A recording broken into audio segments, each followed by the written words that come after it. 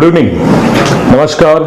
मैं राकेश कुमार और आज आपके सामने मैं एक नया कंसेप्ट और एक नई अपॉर्चुनिटी लेकर के आया हूं। इसके बारे में आप लोगों ने सबने सुन रखा है, बट बहुत कम लोग ऐसे होते हैं जो इस चीज को समझ पाते हैं, और जो समझ पाते हैं उस बिजनेस के अंदर बहुत बड़ा काम करके निकल जाते हैं, राइट। तो आज मैं आपके सामने जो बात करूंगा वो डायरेक्ट सेलिंग इंडस्ट्री के बारे में बात करूंगा। डायरेक्ट सेलिंग इंडस्ट्री के बारे में समझने और जानने के लिए आपको मेरे साथ बने रहना पड़ेगा अगले 10 मिनट तक, ताकि मैं आपको पूरी की पूरी इंफॉर्मेशन डायरेक्ट सेलिंग इंडस्ट्री के बारे में दे पाऊं, राइट। देखिए, डायरेक्ट सेलिंग इंडस्ट्री जो आज के डेट में जो समझते हैं लोग बाग, जितना समझ पा रहे हैं वो सफिशिएंट नहीं है लोगों को, क्योंकि पिछले 10-12 साल 15 साल के अंदर जिस तरीके से काम हुआ है लोग उस चीज को उस लेवल पे नहीं समझ पा रहे हैं। इसके लिए इन डेप्थ नॉलेज आपको चाहिए। ये हिंदुस्तान के अंदर एक नई इंडस्ट्री है, इसको हिंदुस्तान के अंदर आए हुए अभी केवल आई थिंक 24 साल के आसपास हुआ है, 24 ईयर्स, और ये इंडस्ट्री हिंदुस्तान के लिए बिल्कुल नई इंडस्ट्री है।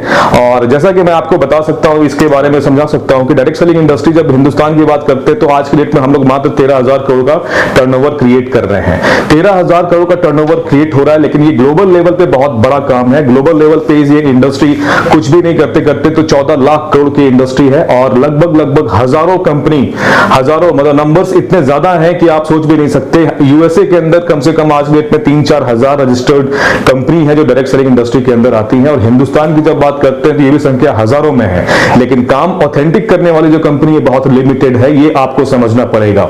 तो डायरेक्ट सेलिंग इंडस्ट्री को मैं आगे आपको एलैबोरेट करूं, समझाऊं, उसके बारे में थोड़ा सा आपको जानना पड़ेगा कि इंडस्ट्री बेसिकली काम क्या करती है और किस तरीके से काम करती है, इनका मोड क्या है काम करने का। जो पे आउट्स की बातें जो हम लोग करते हैं, तो पे आउट कहां से आता है, क्या है, इस चीज को समझने के लिए सबसे पहले आपको ट्रेडिशनल बिजनेस समझना पड़ेगा। मतलब एक कंपनी होती है जो मैन्युफैक्चरिंग करती है, ठीक है।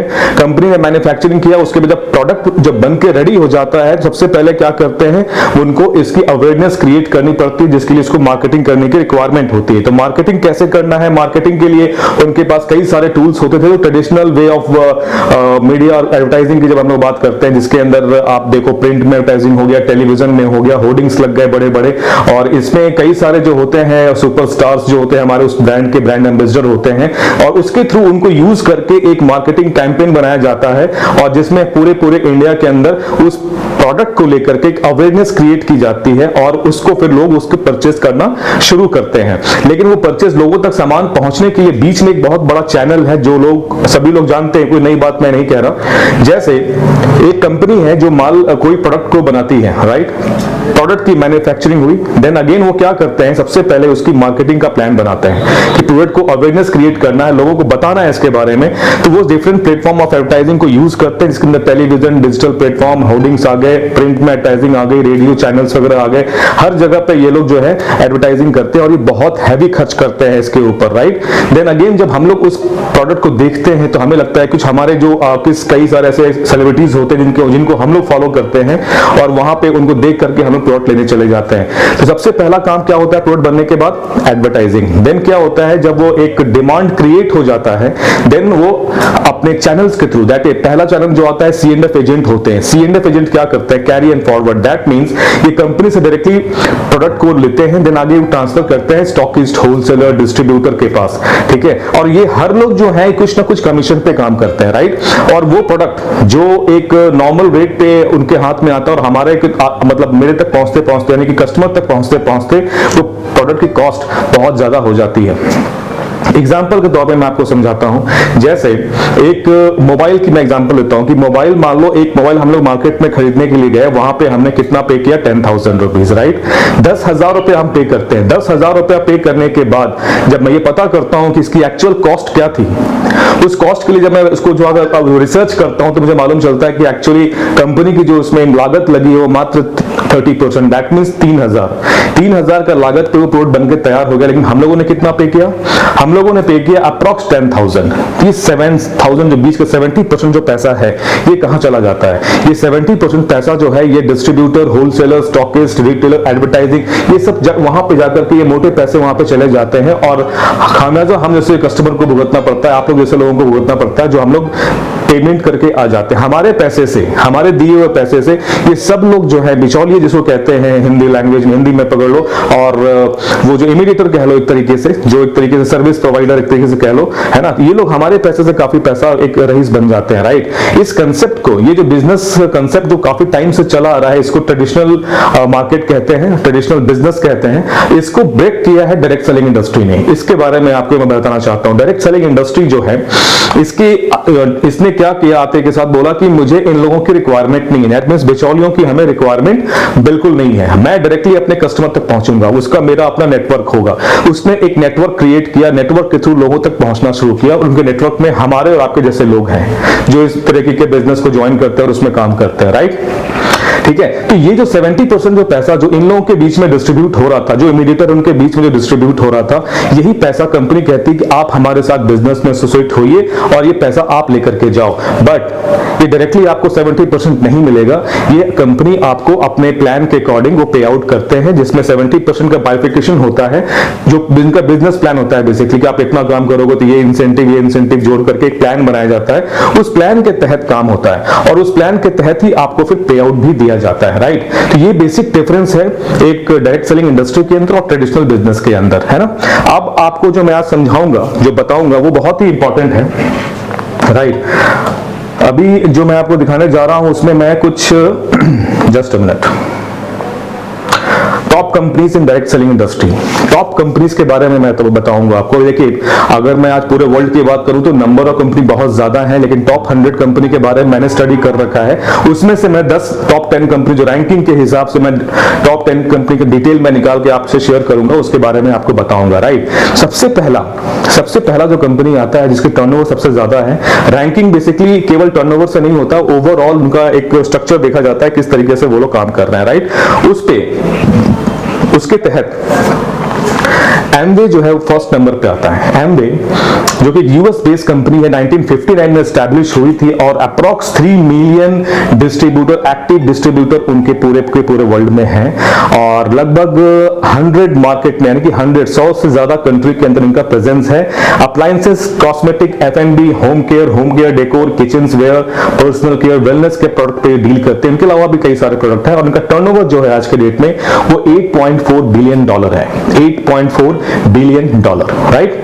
सेकंड नंबर पे आता है herbal life nutrition. Herbal life nutrition जो है बेसिकली ये भी यूएस बेस्ड कंपनी है, और ये 1980 में एस्टैब्लिश हुई थी, और आज के डेट में 94 कंट्रीज के अंदर ये रन कर रहे हैं, 94 कंट्रीज के अंदर ये रन कर रहे हैं। और इनके ये भी जो है ये आपके लगभग 7 लाख जो है इनके डिस्ट्रीब्यूटर हैं ऑल ओवर वर्ल्ड के अंदर, राइट। और $4.8 बिलियन का इनका टर्नओवर है, ये दूसरे पायदान पे है आज के डेट में। थर्ड नंबर पे आते हैं एवॉन। एवॉन जो है यूके बेस्ड कंपनी है, और ये 1886 में एस्टैब्लिश हुई थी, और 5.5 मिलियन लोग इनके डिस्ट्रीब्यूटर हैं, और 70 कंट्री में आज के डेट में काम कर रहे हैं। इनके पास भी मिलता जुलता ही प्रोडक्ट है जो कॉस्मेटिक और पर्सनल केयर की बात करते हैं, राइट। तो एवॉन की जो टर्नओवर है वो $4.7 बिलियन है, राइट। फोर्थ नंबर पे जो आता है वॉरविक होता है। वॉरविक जो कंपनी है बेसिक जर्मन बेस्ड कंपनी है, और 1883 में ये एस्टैब्लिश होती है, और लगभग 70 मार्केट के अंदर ये काम करते हैं। आज के डेट में 6 लाख से ज्यादा लोग इनके साथ कनेक्टेड है, और वर्ल्ड वाइड में जिनका टर्नओवर हो रहा है वो अप्रॉक्स $4.20 बिलियन हो रहा है, राइट। ये चौथे नंबर की कंपनी थी आपकी। देन अगेन हम लोग आगे बढ़ते हैं, और आपको मैं पांचवा कंपनी बताता हूं जो कि है नेचुरा। नेचुरा बेसिकली ये ब्राजील बेस्ड कंपनी है, 1969 में एस्टैब्लिश हुई थी। 1.7 मिलियन जो लोग हैं जो इनके साथ कनेक्टेड हैं, और इनके डिस्ट्रीब्यूटर है बेसिकली, और मार्केट 8 मार्केट में, मतलब 8 कंट्री के इनका प्रेजेंस है। कॉस्मेटिक और पर्सनल केयर में डील करती है, राइट। और $3.6 बिलियन इनका टर्नओवर है। उसके बाद आता है कोविड जो है बेसिकली साउथ कोरिया की कंपनी है, 1989 में एस्टैब्लिश हुई थी। 3 मार्केट में मात्र ऑपरेट करती है, 3 कंट्री में इनका बिजनेस का प्रेजेंस है, और टर्नओवर जो है $2.5 बिलियन है, राइट। उसके बाद आता है न्यू स्किन जो है बेसिकली 1984 में एस्टैब्लिश हुई थी, और ये चाइना की कंपनी है, चाइना बेस्ड कंपनी है। और इसको अगर मैं आपको डिटेल में बताऊं तो ये कॉस्मेटिक, पर्सनल केयर और वेलनेस के प्रोडक्ट में डील करती है, और अप्रॉक्स $2.4 बिलियन का टर्नओवर है इनका, करेक्ट। देन अगेन आता है वो टपरवेयर है। टपरवेयर के बारे में आप सब लोग जानते हैं, यूएस बेस्ड कंपनी 1946 में एस्टैब्लिश हुई थी, 1946 में एस्टैब्लिश होती है, और 2.6 मिलियन, यानी कि लगभग 26 लाख लोग इनके डिस्ट्रीब्यूटर हैं ऑल ओवर वर्ल्ड में। 100 कंट्री में प्रेजेंस है इनका, 100 से ज्यादा कंट्री के ऊपर प्रेजेंस है। पर्सनल केयर और स्टोरेज सर्विसेज के ऊपर इनका डील होता है। 1.80 का बिलियन डॉलर का इनका टर्नओवर है, ठीक है। देन अगेन हम लोग आगे बढ़ते हैं और आपको मैं बताता हूं उसके बाद की कंपनी वो है ओरिफ्लेम। ओरिफ्लेम के बारे में बहुत लोगों ने सुना होगा। ओरिफ्लेम जो है स्विट्जरलैंड की कंपनी है, 1967 में एस्टैब्लिश हुई थी। 3 मिलियन इनके डिस्ट्रीब्यूटर हैं वर्ल्ड वाइड, 30 लाख लोग हैं और मार्केट 60 माने 60 कंट्रीज के अंदर इनका प्रेजेंस है। आज के डेट में टोटल टर्नओवर जो कर रहे हैं 1.47 बिलियन डॉलर, राइट। लास्ट जो टॉप 10th नंबर पे 10वें नंबर पे जो है वो है एम्बिट एनर्जी है, यूएसए बेस्ड कंपनी है। 2006 में एस्टैब्लिश हुई थी। मार्केट 3 है इनके पास, मात्र 3 मार्केट में ऑपरेट करते हैं और इलेक्ट्रिसिटी, नेचुरल गैसेस सर्विसेज के ऊपर ही डील करती है। इनका टर्नओवर जो है 1.30 बिलियन डॉलर टर्नओवर है इनका। ये जो थे टॉप 10 कंपनी के बारे में मैंने आपको बताया, राइट। और ये टॉप 10 कंपनी है, इसमें रैंकिंग जो है इनका फ्लक्चुएट हर साल होता रहता है। जो 2019 का जो फिगर उसके अकॉर्डिंग मैंने आपके सामने पूरी की पूरी डिटेल रख दी, राइट। इसको समझिए, डायरेक्ट सेलिंग इंडस्ट्री के कंपनीज हैं जो आज के डेट में पूरे वर्ल्ड में काम कर रहे हैं, राइट। तो ये समझना बहुत जरूरी था जब डायरेक्ट सेलिंग इंडस्ट्री की बात करते हैं तो इंडस्ट्री के बारे में और जो एग्जिस्टिंग प्लेयर हैं, जो लोग अभी काम कर रहे हैं, उनके बारे में समझना, उनके बारे में जानना बहुत जरूरी है। तो ये बहुत इंपॉर्टेंट टॉपिक मैंने आपसे डिस्कस किया अभी। और ये किसी भी इंडस्ट्री को काम करने में या शुरुआत करने से पहले ये नॉलेज आपके पास होना चाहिए, तभी आप लोगों से बात कर पाओगे, इस बिजनेस को तरीके से समझ पाओगे, right. So thank you so much. और मैं अपने YouTube चैनल के थ्रू इस चीज को प्रमोट कर रहा हूं और मैं चाहता हूं कि हर एक अपडेट आप तक पहुंचते रहे, क्योंकि मैं आने वाले टाइम में लगभग सारी इंफॉर्मेशन आपको YouTube के थ्रू देने वाला हूं। तो मेरे चैनल का नाम है directselling.com। इस पे आप लोग जाइए, सब्सक्राइब कीजिए और बेल बटन दबाइए ताकि मैक्सिमम अपडेट्स नोटिफिकेशन के साथ आपके पास पहुंचे और अपडेट रहिए। और मैं रेगुलर आपको अपडेट करता रहूंगा, नए नए कंसेप्ट लेके मैं आपके कंपनी के बारे में बताता रहूंगा। तो thank you so much, take care, good bye.